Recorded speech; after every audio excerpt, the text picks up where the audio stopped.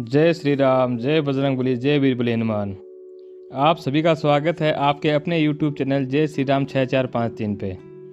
आज के इस वीडियो में हम बुधवार व्रत कथा के बारे में संक्षिप्त रूप में चर्चा करेंगे।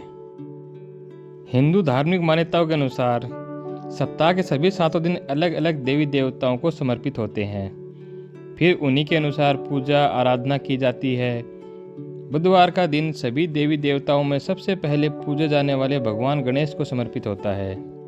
बुधवार के दिन उपवास रखने का विशेष महत्व होता है, क्योंकि बुधवार के देवता भगवान गणेश बुद्धि के देवता हैं। ऐसे में बुधवार के दिन व्रत रखने पर जीवन में सुख समृद्धि आती है और समय मंगलमय रहता है। ऐसी मान्यता है कि जो भी व्यक्ति बुधवार के दिन व्रत रखता है और पूरे दिन भगवान गणेश जी की साधना करता है, उस व्यक्ति के जीवन में कभी भी धन और धान्य की कोई कमी नहीं होती है। तो आइए जानते हैं बुधवार की व्रत कथा। और समतापुर नगर में मधुसूदन नाम का एक व्यक्ति रहता था। वह बहुत धनवान था।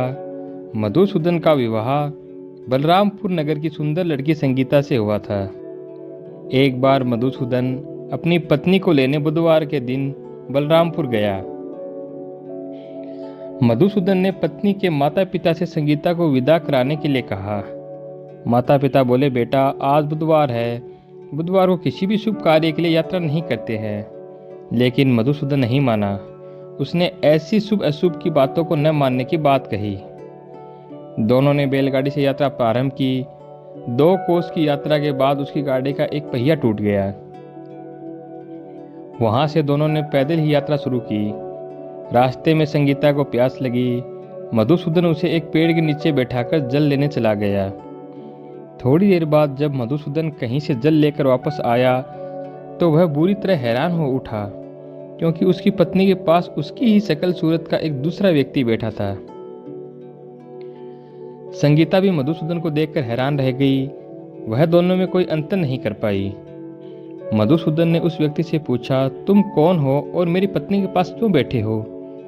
मधुसूदन की बात सुनकर उस व्यक्ति ने कहा, अरे भाई, यह मेरी पत्नी संगीता है।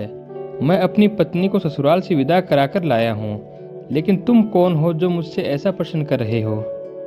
मधुसूदन ने कहा, तुम जरूर कोई चोर या ठग हो। यह मेरी पत्नी संगीता है। मैं इसे पेड़ के नीचे बैठाकर जल लेने गया था। इस पर उस व्यक्ति ने कहा, अरे भाई, झूठ तो तुम बोल रहे हो। संगीता को प्यास लगने पर जल लेने तो मैं गया था। मैंने तो जल लाकर अपनी पत्नी को पिला भी दिया है। अब तुम चुपचाप यहाँ से चलते बनो, नहीं तो किसी सिपाही को बुलाकर तुम्हें पकड़वा दूंगा। दोनों एक दूसरे से लड़ने लगे। उन्हें लड़ते देख बहुत से लोग वहां एकत्रित हो गए। नगर के कुछ सिपाही भी वहां आ गए। सिपाही उन दोनों को पकड़कर राजा के पास ले गए। सारी कहानी सुनकर राजा भी कोई निर्णय नहीं कर पाया। संगीता भी उन दोनों में से अपने वास्तविक पति को नहीं पहचान पा रही थी। राजा ने दोनों को कारागार में डाल देने के लिए कहा। राजा के फैसले पर असली मधुसूदन भयभीत हो उठा।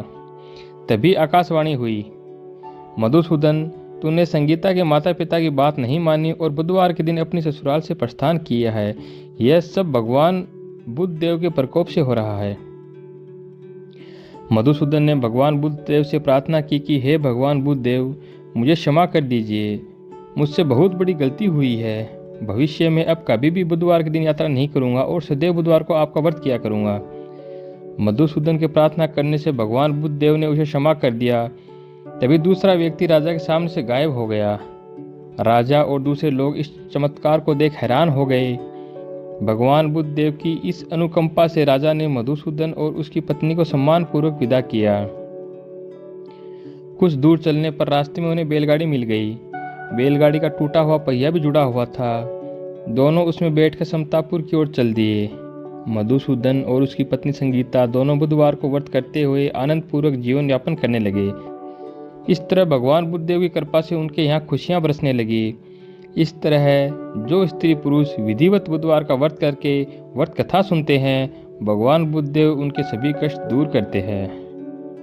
जय बजरंगबली, जय वीरबली हनुमान, जय सिया राम।